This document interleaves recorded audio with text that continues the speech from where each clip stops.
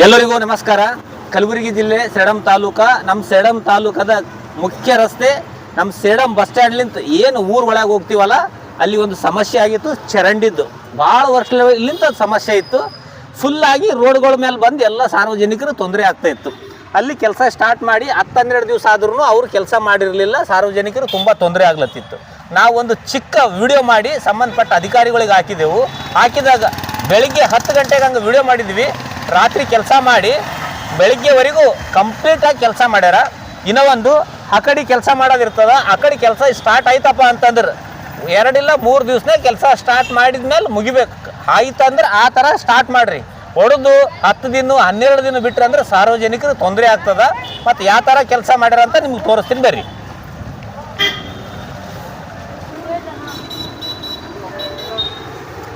ಈಗ ಈ ಥರ ಫಸ್ಟ್ ಕ್ಲಾಸಾಗಿ ಬೆಡ್ ಹಾಕ್ಯಾರ. ಬೆಡ್ ಹಾಕಿ ಮಡಿಗಳು ಕಟ್ಟ್ಯಾರ. ಮಡಿದಾಗೂ ನೀರುಗಳ್ನು ಹಾಕಿ ಫಸ್ಟ್ ಕ್ಲಾಸ್ ಕ್ಯೂರಿಂಗ್ ಮಾಡ್ಲತ್ತಾರ. ಇಲ್ಲಿ ಟ್ಯಾಂಕ್ನು ತಂದಿಟ್ಟಾರ. ಒಳ್ಳೆ ಕೆಲಸ ಮಾಡ್ಯಾರ, ಜಬರ್ದಸ್ತಾಗಿ ಮಾಡ್ಯಾರ. ಏನು ನಮ್ಮ ವಿಡಿಯೋ ನೋಡಿ ಆದಷ್ಟು ಬೇಗ ಕೆಲಸ ಮಾಡ್ಯಾರಲ್ಲ ಅವರೆಲ್ಲ ಕಾಂಟ್ರಾಕ್ಟರ್ಗಳಿಗಾಗಲಿ ಸಂಬಂಧಪಟ್ಟ ಅಧಿಕಾರಿಗಳಿಗಾಗಲಿ ಇಲ್ಲಿ ಏನು ಕೆಲಸ ಮಾಡ್ಯಾರಲ್ಲ ಅವರೆಲ್ಲ ಕಾರ್ಮಿಕರಿಗಾಗಲಿ ಸಮಸ್ತ ಸೇಡಂ ತಾಲೂಕದಿಂದ ಹೃದಯಪೂರ್ವಕ ಧನ್ಯವಾದಗಳು.